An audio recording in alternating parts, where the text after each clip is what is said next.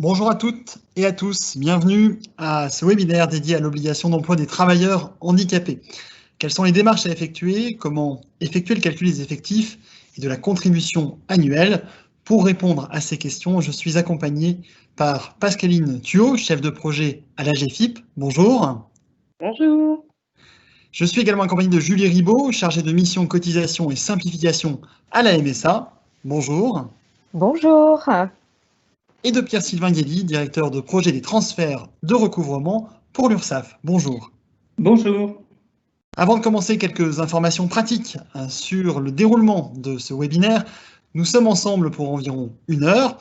Dans un premier temps, pour vous présenter les détails de cette réforme. Puis nos experts répondront à toutes vos questions. Un chat est ouvert, vous pouvez d'ores et déjà poser vos questions, et ce, tout au long de la présentation. Si une question vous intéresse, vous pouvez la liker afin qu'elle soit posée en priorité après la présentation. Et par ailleurs, si votre question concerne les modalités de déclaration, nous vous invitons à préciser si cette question relève du régime agricole ou du régime général afin de personnaliser la réponse. Le replay du webinaire sera disponible dès demain si vous n'avez pas l'occasion de rester jusqu'au bout de la présentation. Enfin, si vous rencontrez des difficultés techniques, n'hésitez pas à l'indiquer dans le chat pour que nos équipes puissent intervenir, difficultés de son, de réception vidéo. Et maintenant, je laisse la parole à Pascaline Thuot qui va nous présenter les rôles de chaque interlocuteur de l'OETH. Qui fait quoi dans cette réforme? Merci. Effectivement, avant de rentrer dans le détail des différentes évolutions de cette obligation d'emploi des travailleurs handicapés, vous vous posez certainement des questions en vous disant « mais ces changements d'acteurs, à qui devrais-je m'adresser demain ?» Alors écoutez, c'est vrai que depuis 2012 maintenant, les entreprises avaient l'habitude de déclarer leur obligation d'emploi auprès de l'AGFIP, de verser éventuellement leur contribution également à l'AGFIP qui s'occupait donc de gérer les déclarations, d'effectuer les contrôles, les remboursements, etc. À compter de cette année, et nous allons y revenir assez largement au cours de ce webinaire, vous devrez effectuer vos déclarations via la DSN, donc la déclaration sociale nominative, mensuellement et annuellement. Nous aurons l'occasion également d'y revenir. Néanmoins, si vous avez des questions sur le calcul des effectifs, sur la façon de déclarer les différents éléments en DSN, etc., ou éventuellement sur des difficultés financières de votre entreprise, les bons interlocuteurs, dépendamment de votre régime, seront les URSSAF et les caisses de MSA. L'AGFIP, elle, reste à vos côtés, aux côtés des entreprises pour vous informer, vous orienter, vous outiller dans l'ensemble de votre politique d'emploi des personnes handicapées, bénéficier d'un diagnostic sur vos pratiques, sur vos organisations, mais également vous pouvez bénéficier d'aides et de prestations, aussi bien pour les entreprises que pour vos travailleurs handicapés, et donc avoir cet appui pour mettre en place, développer, réinterroger et aller plus loin dans votre politique d'emploi en matière de travailleurs handicapés. Merci Pascaline. À présent, nous allons aborder les 3 grands changements portés par cette réforme de l'obligation d'emploi des travailleurs handicapés. Pierre-Sylvain Guély nous présente les nouvelles modalités de déclaration qui constituent le premier grand changement. Oui, bonjour à tous et merci Pascaline pour ces précisions. Donc, jusqu'en 2020, comme Pascaline vous l'a expliqué, au titre de l'obligation d'emploi 2019, les entreprises adressaient à l'AGFIP la DOTH et lorsque le taux d'emploi était inférieur à 6%, elles versaient une contribution financière. Et la procédure était assurée soit au travers d'un CERFA papier, soit de plus en plus au travers de télé-DOTH. En l'occurrence, la loi pour la liberté de choisir son avenir professionnel met en œuvre, alors outre une réforme importante évidemment de l'obligation d'emploi proprement dite, deux mesures importantes. D'une part, le transfert des déclarations et de la contribution au réseau des URSSAF et caisses de MSA, premier changement. Et deuxième changement important, une simplification en effet du mode déclaratif en intégrant la DOTH dans la déclaration sociale nominative, la DSN, bien connue des employeurs. Alors, comment cela se passe-t-il? Donc, depuis janvier 2020, depuis la période d'emploi de janvier 2020, les entreprises déclarent le statut de travailleur handicapé en DSN pour chacun de ces établissements, donc sur la DSN de chaque établissement. Et le 5 ou 15 juin 2021, selon leur périodicité, les entreprises seront amenées à déclarer leurs contributions, les déductions et l'accord agréé, et éventuellement les concernant. Donc, déclaration le 5 ou 15 juin, effectuée sur la période d'emploi de mai 2021. Attention, cette déclaration doit être réalisée sur un seul établissement de l'entreprise. Alors, à noter que pour la première année de mise en œuvre, il a été en effet décidé pour aider et accompagner les entreprises de reporter l'exigibilité au 5 et 15 juin en période de croisière. Dans les années suivantes, la date d'exigibilité de la contribution DOTH sera ramenée au 5 ou 15 mars, et donc la déclaration sera réalisée sur la DSN de février. J'ai évoqué le taux d'emploi donc qui conditionne en effet le paiement ou non de la contribution auprès de l'URSSAF. Ce taux d'emploi est aujourd'hui de 6%, mais il faut garder en tête qu'il sera révisable, notamment dans un délai de 5 ans. Alors attention, il convient de distinguer deux natures d'obligations dans ce que je viens de décrire. Tout employeur privé doit renseigner en DSN les informations relatives au statut des travailleurs handicapés, et cette obligation concerne toutes les entreprises, y compris celles de moins de 20 salariés. En revanche, seules les entreprises de 20 salariés et plus doivent réaliser une déclaration annuelle, donc celle qui sera exigible le 5 ou 15 juin 2021, je le rappelle, et éventuellement payer une contribution si bien sûr leur objectif d'emploi de travailleurs handicapés n'est pas atteint. Alors, il y a des éléments importants à retenir dans le cadre de cette déclaration annuelle, donc réalisée le 5 ou 15 juin.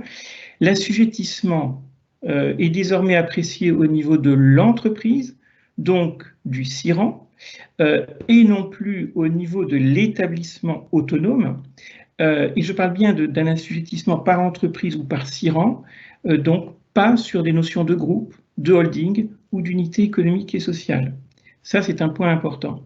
Deuxième point important, cette déclaration annuelle doit être réalisée par entreprise, mais en DSN sur un seul des établissements de l'entreprise. Autrement dit, toutes les données déclaratives qui seront apportées le 5 ou 15 juin 2021 devront être portées sur un seul établissement de l'entreprise au travers des blocs 13 et 82 de la DSN. Pour conclure, il est absolument indispensable que les entreprises s'organisent, anticipent ce changement, ce qui induit une collaboration étroite entre les référents handicap, lorsqu'ils existent dans l'entreprise, les services de la paye et ceux qui sont en responsabilité de la DSN. Alors, ce schéma que nous vous présentons ici, c'est un schéma qui synthétise le processus déclaratif et qui surtout a pour objet de vous expliquer la raison pour laquelle il est demandé aux entreprises de déclarer le statut de travailleur handicapé en DSN. En effet, à partir des éléments que les entreprises auront déclarés entre les périodes d'emploi de janvier et décembre 2020, les URSSAF et les caisses de MSA seront amenés à calculer les effectifs de travailleurs handicapés. Deux conséquences possibles, on va y revenir. Si l'entreprise atteint ou dépasse son obligation d'emploi de 6% de travailleurs handicapés, elle ne sera pas redevable de la contribution. En revanche, si l'entreprise n'atteint pas son obligation d'emploi, elle devra donc déclarer annuellement sa contribution le 5 ou 15 juin. Nous reviendrons sur les aspects effectivement de calcul d'effectifs proprement dit. Merci Pierre-Sylvain. Alors, vous êtes nombreux à nous suivre aujourd'hui et c'est une bonne chose pour parler de ce sujet, de cette réforme OETH. Donc, je le rappelle, n'hésitez pas dans la zone de chat à poser vos questions ou à liker les questions que vous souhaiteriez voir posées en fin de présentation à l'ensemble de nos experts. Pierre-Sylvain, à présent, vous allez nous présenter les modalités de calcul qui constituent le deuxième changement de cette réforme, les modalités de calcul des effectifs. Oui, tout à fait. J'ai évoqué en effet le calcul des effectifs qui sera réalisé par les URSSAF et les caisses de MSA. Alors, comment sont-ils calculés? C'est vrai que c'est un changement très important qui est induit par la réforme, parce que contrairement aux années précédentes, sur le champ de l'obligation d'emploi de travailleurs handicapés, les effectifs seront calculés en moyenne annuelle, et ce conformément aux règles du Code de la sécurité sociale. Donc c'est un changement fondamental. Attention, il ne s'agit plus d'un calcul d'effectifs arrêté au 31 décembre de chaque année, comme cela a été le cas jusqu'à maintenant, donc sur le champ de l'OETH. L'effectif est donc calculé en moyenne annuelle, en proratisant le calcul selon le temps de travail effectif du salarié. L'exemple ci-joint vous présente donc le cas d'un salarié qui travaille à 80% à compter du 1er juillet de l'année N. Il va être comptabilisé pour 0,4, à savoir 0,8, 80%, fois 6/12e, le temps de présence dans l'entreprise. C'est donc un élément important à prendre en compte. Les effectifs 2020 seront notifiés par l'URSSAF ou votre caisse de MSA le 31 mars 2020. Un point important, je sais que la question des calculs d'effectifs peut et nécessairement génère beaucoup de questions de votre part. Le site ursaf.fr a publié les règles de gestion de calcul des effectifs que vous retrouverez dans le lien qui est joint aujourd'hui dans le webinaire et qui est bien entendu à disposition sur le site ursaf.fr. Je laisse la parole peut-être à Julie pour les aspects relatifs à la contribution. Tout à fait. Merci Pierre-Sylvain. Alors, pour rappel, les employeurs de 20 salariés plus qui n'atteignent pas le taux d'emploi de travailleurs handicapés de 6% seront donc redevables d'une contribution annuelle, soit auprès de l'URSSAF ou auprès des caisses de MSA. La question qui se pose maintenant est donc comment calcule-t-on cette contribution? La réponse est simple et se fait en 2 temps. Tout d'abord, on va déterminer le nombre de travailleurs handicapés manquants dans l'entreprise. Pour cela, il suffit de soustraire le nombre de travailleurs handicapés devant être employés au sein de l'entreprise par le nombre de travailleurs handicapés réellement employés au sein de l'entreprise, qu'ils soient internes, donc salariés en CDI, à titre d'exemple, ou externes, par exemple les salariés intérimaires. Une fois ce nombre établi, on va lui appliquer dans un deuxième temps un coefficient multiplicateur qui est évalué en fonction de la taille de l'entreprise. Comme vous pouvez le voir sur le document, il existe 3 paliers de coefficients. Le premier est de 400 fois le SMIC horaire pour une entreprise de 20 à 250 salariés. Quand on parle de SMIC brut, il s'agit de celui applicable au 31 décembre de l'année au titre de laquelle la contribution est due. Donc pour 2021, on appliquera le SMIC horaire au 31 décembre 2021. Ensuite, nous avons d'autres paliers, 500 fois le SMIC, etc. La contribution brute est donc obtenue en faisant le produit du nombre de travailleurs manquants par le coefficient multiplicateur. À titre d'exemple, pour une entreprise de 100 salariés auquel il manquera 2 travailleurs handicapés, on appliquera la formule suivante, 2 fois 400 SMIC horaires en vigueur. Mais le calcul ne s'arrête pas là, puisque l'employeur peut déduire de ce montant brut, certaines dépenses, et je laisse la parole à Pascaline afin qu'elle vous les présente.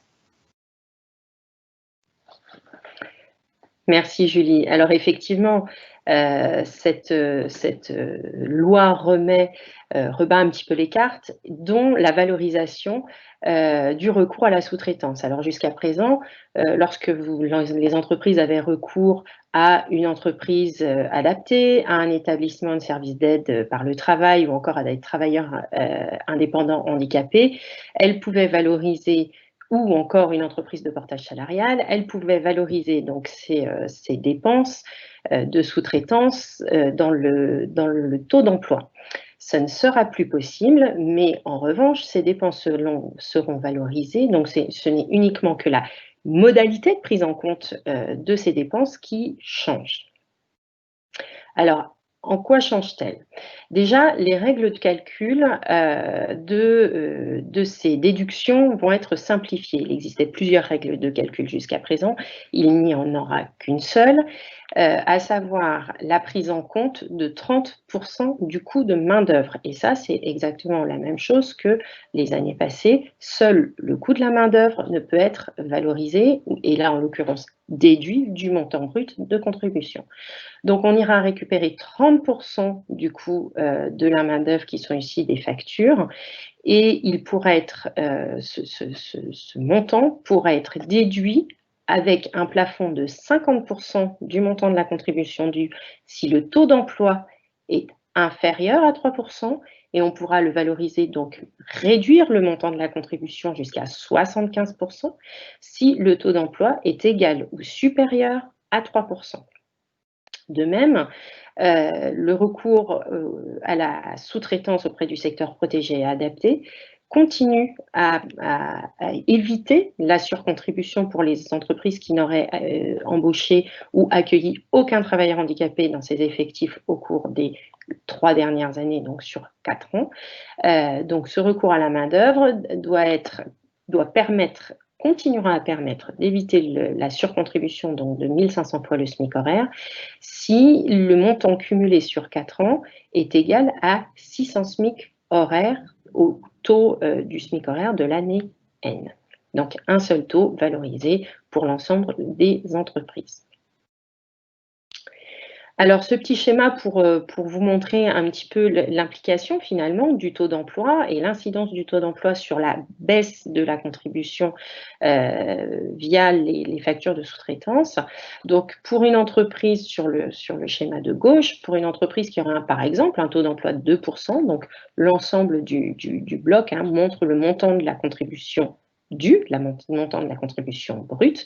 Avec ces factures de sous-traitance, elle pourra venir réduire jusqu'à 50% du montant de la contribution brute. Pour une entreprise qui aurait un taux d'emploi direct de 4%, donc là, elle pourra les valoriser jusqu'à 75% du montant de la contribution brute. Alors, une des autres modalités de réduction de cette contribution sont ce qu'on appelle les dépenses déductibles. Alors, les dépenses déductibles étaient au nombre de 13 jusqu'à l'entrée en vigueur de la réforme. Nous sommes passés à un nombre de 3 de façon pérenne, plus 3 autres sur une durée de 4 ans. Alors, je vais vous les détailler assez rapidement. Vous aurez l'occasion de retrouver le détail, entre autres, dans le guide de déclaration de l'obligation d'emploi, dont on aura l'occasion de vous reparler. Donc, ces dépenses déductibles pérennes, nous retrouvons les dépenses pour la réalisation de diagnostics et de travaux qui permettent l'accessibilité des bénéficiaires de l'obligation d'emploi qui travaillent au sein de l'entreprise, toutes les mesures de maintien dans l'emploi au sein de l'entreprise, de reconversion professionnelle par la mise en œuvre de moyens humains, techniques ou organisationnels qui viennent en compensation des situations de handicap. Alors, à l'exception des dépenses qui seraient déjà prises en charge par d'autres organismes ou qui font l'objet d'aides financières qui seraient délivrées par d'autres organismes. Et puis, les prestations d'accompagnement des bénéficiaires afin de mettre en place des actions de sensibilisation, de formation des salariés, d'avoir recours à, par exemple, un job coach qui permet de sécuriser à la fois le travailleur handicapé qui vient rejoindre un collectif de travail et ce collectif de travail de façon à ce que l'insertion ou même le maintien se fasse dans les meilleures conditions possibles, aussi bien pour le travailleur handicapé lui-même que pour le collectif de travail. Et ça, on sait que c'est très important. 3 autres dépenses déductibles, donc là, je vous le disais, qui sont sur une période transitoire jusqu'au 31 décembre 2004, donc qui sont portées par le décret dit ECAP. Pierre-Sylvain va y revenir. Donc, trois dépenses déductibles. Participation à des événements promouvant l'accueil et l'embauche ou le maintien dans l'emploi de travailleurs handicapés. Et là, il est vraiment important que ces événements permettent la rencontre entre un employeur et un candidat, par exemple, donc de façon à pouvoir réellement mettre en œuvre derrière une action en matière d'embauche ou de maintien. Les partenariats par convention ou adhésion avec des associations ou des organismes qui œuvrent pour la formation, pour l'insertion dans l'emploi ou la reconversion des personnes, et puis, personnes handicapées bien sûr, et puis toutes les actions qui concourent à la professionnalisation des dirigeants ou des travailleurs des entreprises adaptées, des ESAT ou des TIH. À noter également que le montant des dépenses déductibles reste plafonné à hauteur de 10% du montant de la contribution brute, donc avant par exemple, les déductions liées à la sous-traitance. Je vais te laisser, Pierre-Sylvain, présenter la dernière dépense, enfin la dernière réduction possible de la contribution via les ECAP. Oui, tout à fait, merci Pascaline. Donc, les emplois exigeant des conditions d'aptitude particulières, les ECAP, donc correspondent à des emplois pour lesquels la loi dispose que l'entreprise n'est pas tenue de proposer à ce poste à des salariés reconnus handicapés. Alors, une liste de 36 catégories d'emplois a été définie. Elle reste en fait identique à celle établie pour la première fois en 1987. Donc, les effectifs d'ECAP font partie des effectifs calculés par l'URSSAF et qui vous seront notifiés le 31 mars 2021, je rappelle, les effectifs d'ECAP seront comptabilisés de la même façon que les effectifs des bénéficiaires de l'obligation d'emploi de travailleurs handicapés et que les effectifs d'assujettissement au ETH. Comment l'URSSAF va-t-elle être en mesure de les calculer? Eh bien, ces ECAP seront identifiés en DSN par un code qui correspond à la nomenclature des professions et des catégories socio-professionnelles, le code PCS-ESE, qui est listé et qui est identifié comme correspondant en effet à l'une des 36 catégories d'emploi identifiées en tant qu'ECAP. L'emploi d'ECAP ouvre désormais droit à une déduction non plafonnée. Dans l'absolu, l'emploi d'ECAP peut aller jusqu'à annuler la contribution due. Et cette déduction est donc calculée à hauteur de 17 fois le SMIC horaire en vigueur au 31 décembre de l'année de référence. Les règles donc sont relativement claires sur les modalités d'application de la déduction sur ces types d'emplois. Et je laisse la parole à Julie pour la suite. Merci Pierre-Sylvain. Du coup, pour obtenir la contribution nette, donc c'est-à-dire la contribution que l'employeur devra payer auprès de l'URSSAF ou de la MSA, on va donc repartir de notre contribution brute. Donc, si vous vous souvenez bien, c'était le nombre de travailleurs handicapés manquants dans l'entreprise auquel on applique le fameux coefficient multiplicateur. Donc, cette contribution brute constituera notre base auquel il est possible de déduire 3 montants. Donc, la première concerne les dépenses directement supportées par l'entreprise afférent à un contrat de fourniture, prestation de services ou sous-traitance auprès d'une entreprise adaptée, établissement de services, d'aide par le travail, etc. Dans cette situation, l'employeur pourra donc déduire de la contribution brute 30% du prix hors taxe de la main-d'œuvre issue de la facture, dans la limite d'un plafond qui est déterminé en fonction du nombre de travailleurs handicapés employés dans l'entreprise. Dans un deuxième temps, l'employeur peut également déduire les dépenses dites déductibles, c'est-à-dire des dépenses favorisant l'emploi de personnes handicapées. À titre d'exemple, la réalisation de diagnostics et de travaux afin de rendre les locaux accessibles à des travailleurs handicapés hors obligation légale. Et dans cette situation, l'employeur peut déduire ses dépenses hors taxe dans la limite de 10% du montant de cette contribution annuelle brute. Et enfin, la troisième dépense concerne la déduction liée aux emplois de salariés exigeant des conditions d'aptitude particulières, donc dit les salariés ECAP. Donc ce sont les emplois que l'entreprise n'est pas tenue de proposer à des personnes handicapées et qui sont déterminés par un code, à titre d'exemple les hôtesses de l'air. Et dans cette situation, l'employeur peut déduire de la contribution brute le nombre de salariés ECAP auquel on applique un coefficient multiplicateur de 17 SMIC horaires. Ainsi, pour obtenir la contribution nette, il suffit donc de prendre la contribution brute auquel on soustrait les dépenses auprès des entreprises adaptées, ESAT, etc., les dépenses en faveur de l'emploi des personnes handicapées, donc les dépenses déductibles, et les dépenses en cas de recours à des emplois donc, pour des salariés que l'entreprise n'est pas tenue de proposer à des salariés reconnus handicapés, donc les effectifs ECAP. Une fois encore, ce n'est pas fini, puisqu'à titre transitoire, le montant de la contribution annuelle peut faire l'objet d'une modulation, et je laisse la parole à Pierre Sylvain qui va vous expliquer ce dispositif d'écrêtement. Oui, en effet, la réforme de l'OETH induit de nombreux changements. On l'a dit, désormais l'assujettissement est prononcé par entreprise, le calcul des effectifs est assuré en moyenne annuelle et nous avons de nouvelles règles, par exemple, de déduction. Les pouvoirs publics ont décidé, afin d'accompagner les entreprises et dans le but de limiter les éventuelles hausses de contribution des entreprises, de mettre en œuvre un dispositif de modulation de la contribution OETH.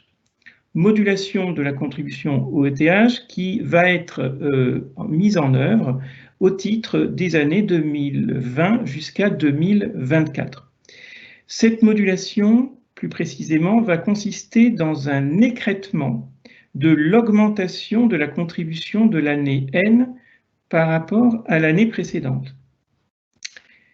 Deux stades, deux phases vont être mises en œuvre pour assurer cette modulation de contribution. Pour 2020, la hausse de la contribution par rapport à l'année précédente va être réduite de 30% jusqu'à 10 000 €, de 50% de 10 000 jusqu'à 100 000 € et de 70% au-delà de 100 000 €. La comparaison est réalisée par rapport à la contribution due au titre de l'année 2019. L'AGEFIP, en conséquence, va adresser aux entreprises une attestation qui leur permettra de prendre connaissance de la contribution due par l'entreprise pour l'ensemble des établissements autonomes au titre de l'année 2019, ce qui devrait donc faciliter la comparaison entre la contribution due en 2019 et celle qui devra être due en 2020, si pour autant il y avait une hausse en effet de contribution. Pour les années suivantes, de 2021 à 2024, la hausse de la contribution va être réduite selon une règle, une formule simplifiée. Donc, un taux d'abattement unique va être appliqué par année sur la hausse de la contribution proprement dite, donc de 80% en 2021, de 75% en 2022, de 66% en 2023 et de 50% en 2024. L'objectif est donc d'accompagner sur ces 5 années l'entreprise dans la mise en œuvre des actions d'intégration et d'insertion des travailleurs handicapés dans l'entreprise. L'objectif étant qu'au bout de 5 années, ce dispositif d'abattement sur la hausse de la contribution disparaisse. Les entreprises concernées rentreront alors dans le droit commun. Eh bien, je vais laisser la parole à Pascaline, qui va nous préciser les règles relatives aux accords agréés, qui sont également un dispositif pour se conformer à l'obligation d'emploi. Merci Pierre-Sylvain. Alors effectivement, j'allais dire, c'est la dernière modalité qui permet de répondre à son obligation d'emploi, qui est le fait de conclure un accord qui est agréé par l'administration compétente pour une durée de 3 ans. Alors on a entendu, certaines entreprises se sont un petit peu inquiétées en disant mais c'est la fin des accords agréés. Non, pas du tout, ce n'est pas la fin des accords agréés. En revanche, c'est la fin d'un renouvellement des accords agréés ad vitam aeternam. Alors, en quoi constitue cette modalité de réponse à l'obligation d'emploi? Eh bien, en fait, c'est suite à une négociation au sein de l'entreprise avec l'ensemble des parties prenantes et les partenaires sociaux pour fixer des objectifs et une politique d'emploi qui permettent l'insertion, le maintien, la formation des personnes en situation de handicap. Donc, cet accord, donc, qui est agréé par l'administration, permet d'internaliser finalement le montant théoriquement dû à la GFIP au regard du taux d'emploi que l'entreprise a atteint. Donc, cette intégration permet effectivement de développer de façon, je vais dire, autonome la politique d'emploi des personnes handicapées au sein des entreprises. Donc, cette réforme vient, je vous le disais tout à l'heure, vient arrêter cette reconduction à l'infini. Donc, on est sur un accord qui pourra être signé pour une durée de 3 ans, renouvelable une fois, avec la volonté du législateur finalement de remettre ce processus au sein, d'en faire un outil de droit commun, d'en faire un levier pour la politique d'emploi des personnes handicapées, en estimant que après une durée de 3 ans, de 6 ans, l'entreprise doit pouvoir remettre cette discussion au même titre que l'ensemble des autres négociations finalement de droit commun avec les partenaires sociaux.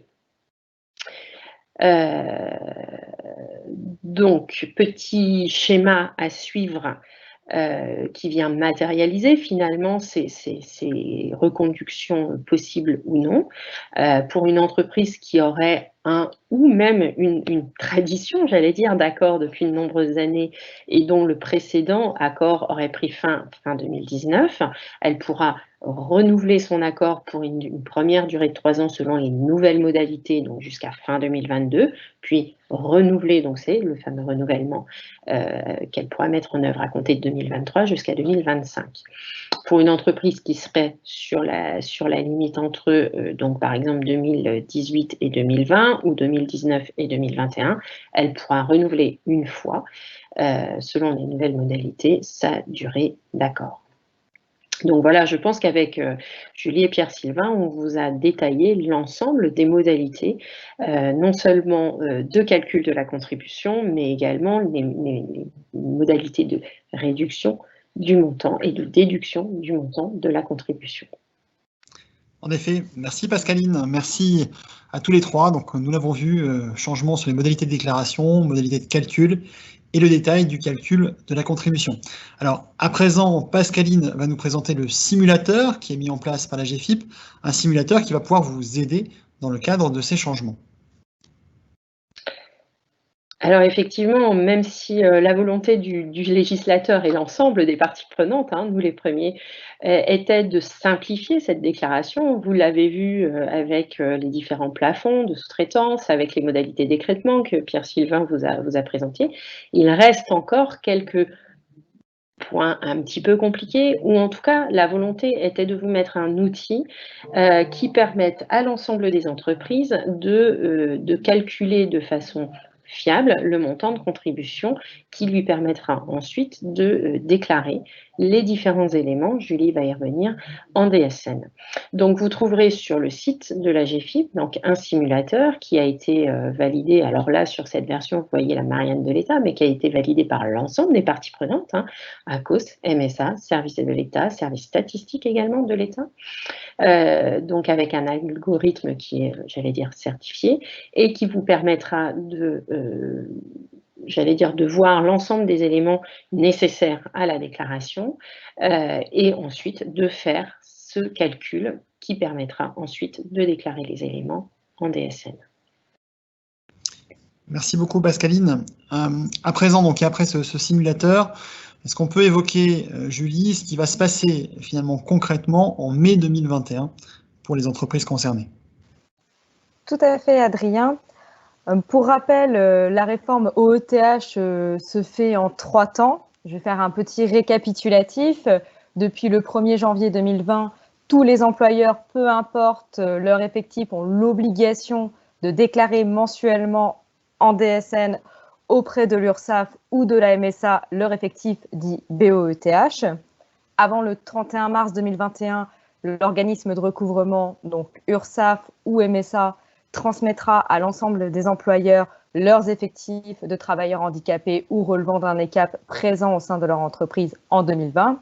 Et en 2021, sur cette période d'emploi, donc notamment celle du mois de mai 2021, les entreprises de plus de 20 salariés, qu'ils soient cotisants à l'URSSAF ou auprès de la MSA, devront déclarer dans la DSN de mai, donc exigible le 5 et 15 juin 2021, les informations qui concernent le paiement de la contribution et toutes les situations permettant de déduire ce montant. Donc, la déclaration comportera 3 grandes familles, si je peux me permettre. Tout d'abord, le montant de la contribution dont les entreprises sont redevables et les déductions dont ils peuvent bénéficier. Le nombre de salariés BOETH dits externes, donc à titre d'exemple, les salariés d'entreprises de travail temporaire. Et enfin, la déclaration de l'accord agréé en cas de recours à ce dispositif. Et ensuite, je vais donc laisser la parole à Pierre Sylvain pour présenter les outils qui pourront vous être utiles afin d'appréhender au mieux cette réforme. Oui, en effet, merci Julie. L'information relative à l'OETH est très dense, vous l'avez compris, et il est vrai que la réforme comporte de nombreux changements, à la fois réglementaires, mais aussi techniques, du fait de son intégration en DSN. Et puis, effectivement, deux nouveaux interlocuteurs, les URSSAF et la MSA, donc sont en contact avec l'entreprise.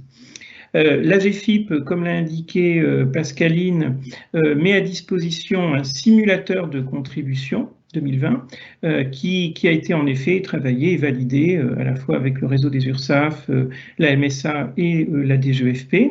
Donc il est parfaitement bien établi et actualisé des dernières données, y compris relatives aux déductions ECAP. Également, le site de l'AGFIP met à disposition de nombreuses fiches et des informations sur l'évolution de l'OETH. Et ces éléments comprennent notamment une foire aux questions très détaillée, très précise sur la réglementation de l'OETH et les impacts sur les obligations des entreprises.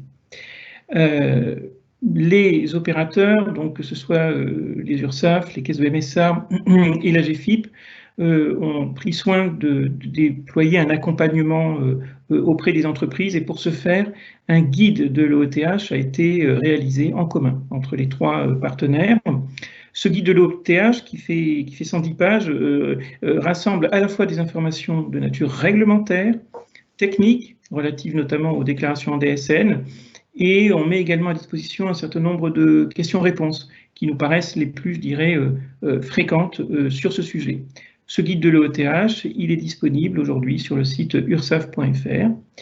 De la même façon, et c'est extrêmement important, et je sais que de nombreuses questions se posent à ce sujet, vous avez également sur le site ursaf.fr les règles de gestion relatives au calcul des effectifs, que ce soit l'effectif moyen annuel, l'effectif des bénéficiaires de l'obligation d'emploi de travailleurs handicapés, ou les règles de calcul, on l'a dit, des effectifs ECAP. Tous ces éléments sont présents et mis à disposition sur le site ursaf.fr et vous permettent de prendre connaissance des règles de gestion qui seront retenues par l'URSSAF pour notifier et retenir, je dirais, les calculs proprement dits. Enfin, je le disais, la DSN est effectivement une étape importante dans le processus de la DOTH.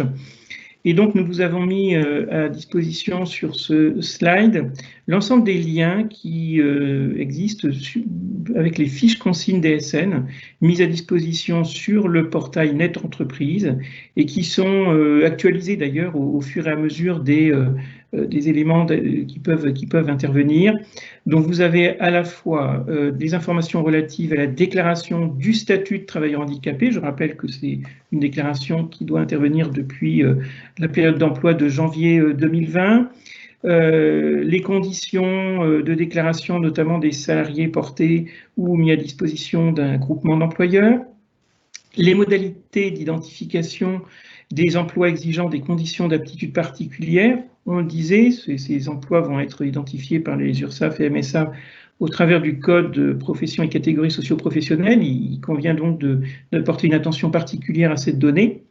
Et puis enfin et surtout, vous avez deux fiches, l'une concernant la déclaration de la contribution annuelle au ETH et une fiche relative à la déclaration de la contribution et de l'accord agréé qui, comme vous le savez, permet de dispenser du paiement de la contribution annuelle. Également, cette fiche contient les éléments d'information relatifs à la déclaration des dépenses EETH prévues par un accord et non réalisées. Voilà, en somme, donc, tous les éléments d'information. Et bien sûr, nous restons à votre disposition pour vous apporter des réponses. Alors, en effet, les questions sont nombreuses. Vous êtes aujourd'hui, alors merci tout d'abord à tous les trois pour ces éléments de présentation très détaillés, très riches et je pense qui à la fois appellent les questions mais ont permis de renseigner un maximum d'utilisateurs aujourd'hui sur cette réforme de l'OETH. Donc bien sûr, nous allons passer au temps des questions-réponses. Elles sont nombreuses puisque vous êtes plus de 500 aujourd'hui à participer à ce webinaire et que près de 200 questions ont été recensées pendant la présentation. Alors, première question. Bonjour, j'ai entendu dire qu'un salarié en invalidité totale absent à 100% compte pour une unité dans la déclaration. Pouvez-vous confirmer cette information? Il compterait donc pour 1, même s'il est absent toute l'année et qu'il n'est plus rémunéré par l'entreprise. Qui est-ce qui peut prendre cette question? Alors, même si son contrat est suspendu, un salarié en arrêt de longue durée compte bien dans le calcul de l'effectif. Ce qu'il convient de faire pour toutes les questions, en effet, relatives au calcul des effectifs, c'est de se référer, je pense, pour se sécuriser, d'une part aux règles de calcul qui sont mises à disposition sur le site ursaf.fr, et également, bien entendu, de contacter son URSSAF sur les règles de calcul retenues. Ce qu'il convient vraiment de retenir, c'est qu'on est sur la notion de calcul d'effectif moyen annuel, tel qu'il est en fait retenu pour le calcul d'autres obligations en matière de cotisation de sécurité sociale. La particularité sur l'effectif d'assujettissement au ETH en revanche, c'est que seul compte en termes d'effectif d'assujettissement l'effectif permanent.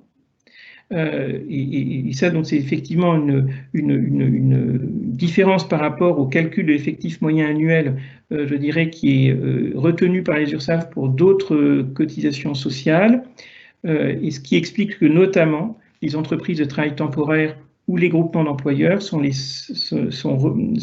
voient leur effectif d'assujettissement établi sur les seuls effectifs permanents. À part cet élément, ce sont bien les règles du Code de la sécurité sociale qui s'appliquent entièrement. Alors, vous êtes nombreux à poser la question des comptes rendus et des réponses qui sont apportées. Donc, petite précision, en effet, je le disais, un replay qui sera disponible dès demain et bien entendu une foire aux questions qui sera mise à jour donc avec les réponses aux questions qui ont été posées dans le webinaire. Autre question, merci Pierre-Sylvain pour cette réponse. Si l'effectif BOTH calculé via les données transmises en DSN s'avère inexact, peut-on rectifier les informations par un échange bilatéral avec l'URSSAF ou doit-on obligatoirement régulariser via la DSN? Pourra-t-on régulariser l'effectif BOTH au-delà du 31/12/2020? Alors, le calcul effectivement des effectifs, je le disais, va être notifié par les URSSAF, donc au 31, et par les caisses de MSA bien sûr, au 31 mars 2021. Ce calcul d'effectifs, il va comptabiliser les effectifs d'assujettissement au TH, on vient d'en parler, les effectifs de bénéficiaires de l'obligation d'emploi de travailleurs handicapés, en majorant en effet d'1,5 les emplois de travailleurs handicapés de 50 ans et plus, et les effectifs des CAP. Alors, bien entendu, ces calculs effectifs se font sur la base des DSN déclarés de janvier à décembre 2020. Bien sûr, il peut y avoir des contestations ou des écarts entre le calcul d'effectifs de l'URSSAF et le calcul d'effectifs qu'aura réalisé l'entreprise. Dans un premier temps, l'URSSAF, dans son interlocution avec l'entreprise, va devoir s'assurer que l'ensemble des données dont fait état l'entreprise a bien été déclaré en DSN, à savoir est-ce que tous les statuts de bénéficiaires de l'obligation d'emploi ont bien été déclarés en DSN. C'est, je crois, la première étape, en fait, à laquelle l'entreprise doit s'astreindre. Et s'il y a eu régularisation en cours d'année de la déclaration des statuts de travailleurs handicapés, il faudra que l'entreprise s'assure qu'elle a bien réalisé les blocs changements nécessaires et qui vont permettre un calcul fiabilisé des effectifs de travailleurs handicapés. Cela dit, bien entendu, si des écarts sont néanmoins constatés, les URSSAF sont à disposition des entreprises pour pouvoir étudier en effet la nature des écarts constatés et ajuster, je dirais, la façon dont l'entreprise va devoir déclarer ou non annuel le 5 ou 15 juin 2021.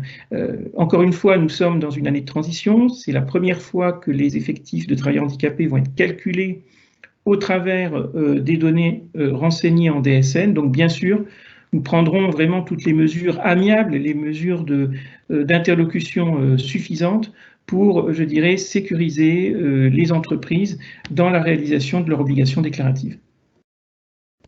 Merci Pierre-Sylvain. Autre question qui concerne cette fois-ci les entreprises qui ont recours à un ESAT.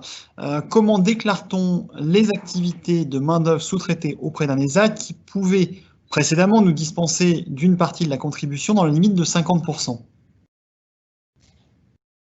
Alors, peut-être que je vais pouvoir répondre à cette question. Donc, comme l'a fait Claudia par écrit, effectivement, le montant peut être déduit du montant brut de contribution et il sera déclaré.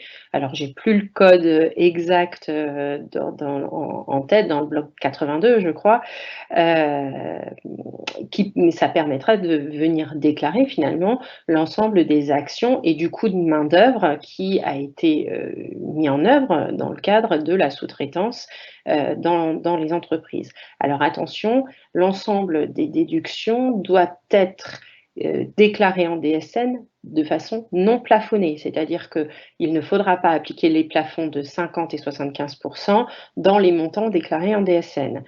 Si vous utilisez donc le simulateur de la GFIP, vous verrez que ce montant-là ce plafond sera appliqué, mais ne déclarez pas les montants de déduction de façon plafonnée en DSN. Cela permettra d'avoir une idée finalement plus claire d'un point de vue politique, hein, lorsque les services divers et variés statistiques analyseront l'ensemble des données, d'avoir une vision plus claire de l'ensemble des actions qui sont mises en œuvre en faveur de l'emploi des personnes handicapées. Merci. Autre question, cette fois-ci, qui concerne, je pense, de la régulation. Une entreprise qui a un salarié reconnu, donc travailleur handicapé depuis 2 ans, et qui vient seulement de fournir donc à son employeur les documents. Pour l'année 2020, faut-il une régularisation sur la DSN pour la totalité de l'année? Alors, en effet, si un salarié était reconnu handicapé, mais que sa reconnaissance est par exemple intervenue, je dirais, avec retard, et qu'elle a été notifiée ou prise en compte par l'entreprise avec retard, la déclaration du statut de travailleur handicapé du salarié concerné va devoir être renseignée en DSN avec en effet l'ensemble des blocs changements nécessaires pour assurer cette déclaration. En effet, la rétroactivité de la déclaration de ce statut peut intervenir jusqu'à effet de janvier 2020.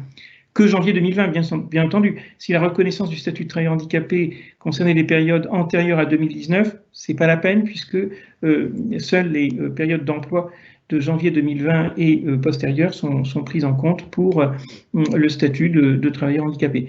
Tous ces éléments d'information sont présents dans une des fiches consignes DSN et qui précisent notamment les modalités de déclaration, je dirais, de régularisation, effectivement, de ces statuts de travailleurs handicapés.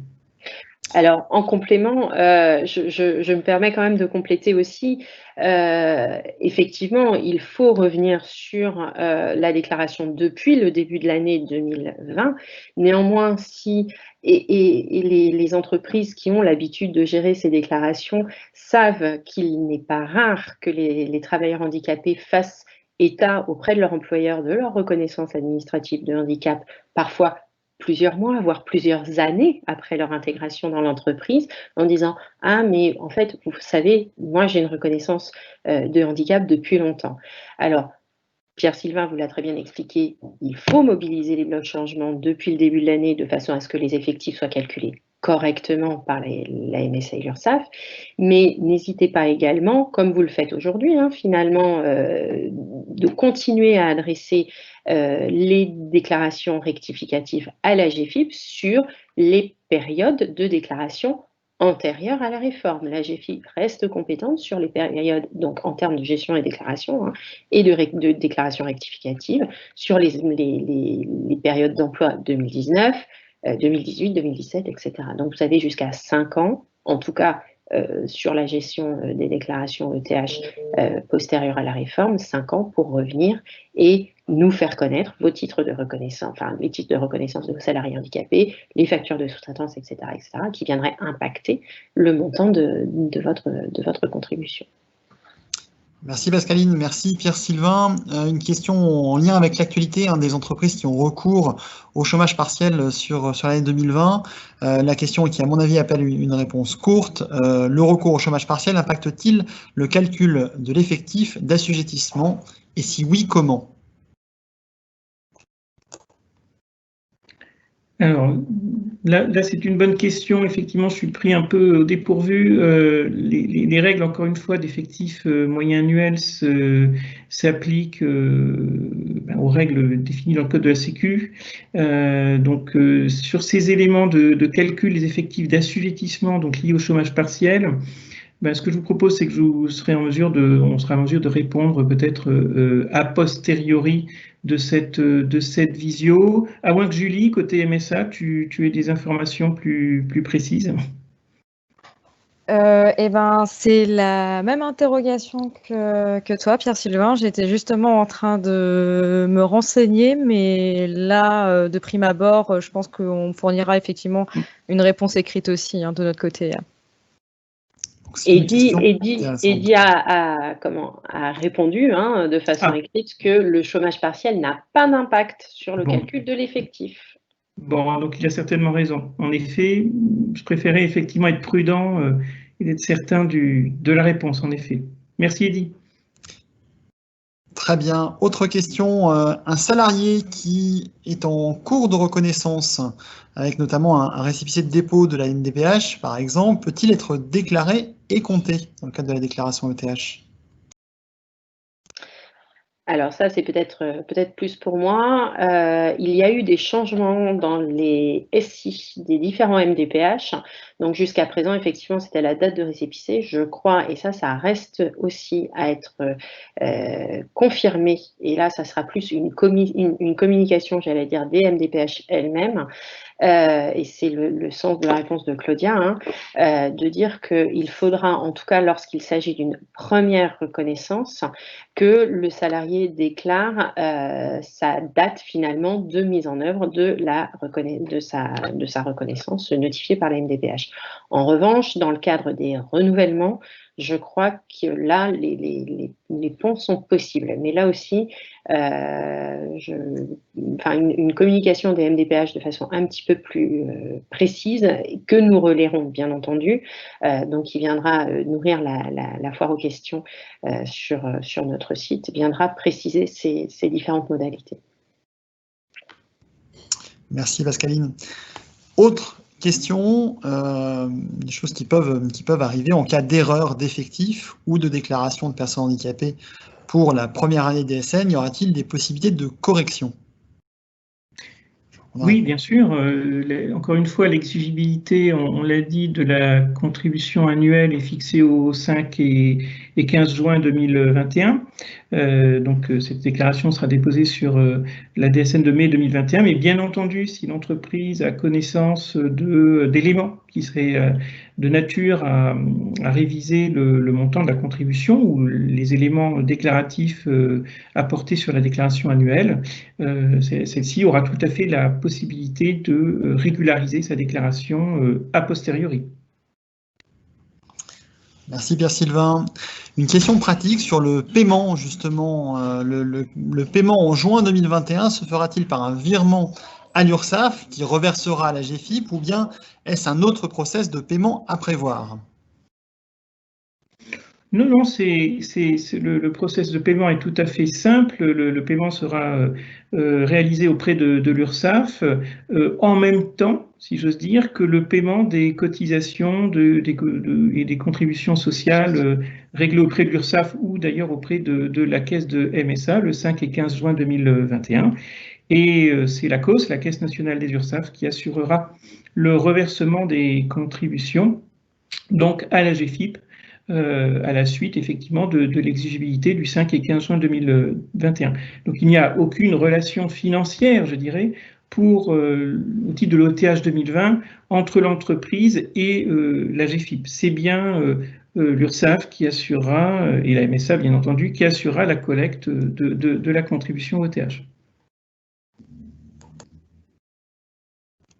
Merci Pierre-Sylvain. Alors je vois que l'heure tourne. Je vous propose peut-être de prendre une dernière question dans le chat. Encore une fois, comme je le disais, elles sont nombreuses et nous aurons l'occasion d'y revenir à travers le replay, les supports d'information qui sont mis à disposition, comme vous l'avez précisé, sur ursaf.fr, mais sur l'ensemble des différents sites internet des partenaires. Question alors, qui semble peut-être simple, comment décompter les absences des travailleurs handicapés dans le nouveau calcul?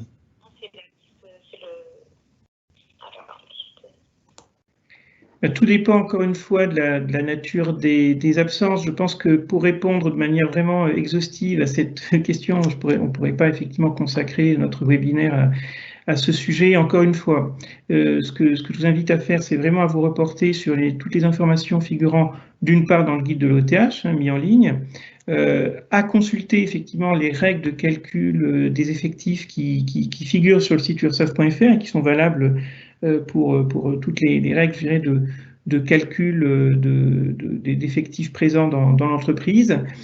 Et puis, bien entendu, de vous retourner vers votre URSSAF ou votre caisse de MSA pour obtenir des réponses détaillées, je dirais, sur des cas d'espèces, des cas précis qui pourraient se présenter et qui pourraient justifier ou non du bon calcul ou du mauvais calcul, je dirais, de l'effectif dans l'entreprise.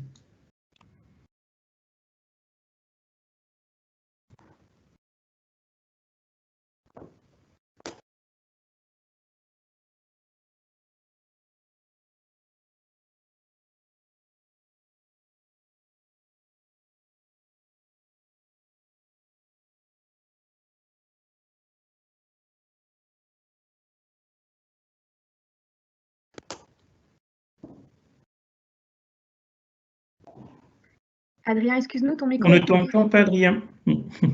Ah oui, en effet, je n'avais plus mon micro d'ouvert, toutes mes excuses. Donc je remerciais Pierre-Sylvain, Pascaline et Julie pour leurs réponses, leur présentation très claire, concise et pédagogique sur un sujet qui est parfois très technique pour le coup. Et donc je crois que les éléments que vous avez pu porter à la connaissance des spectateurs aujourd'hui ont été très éclairants.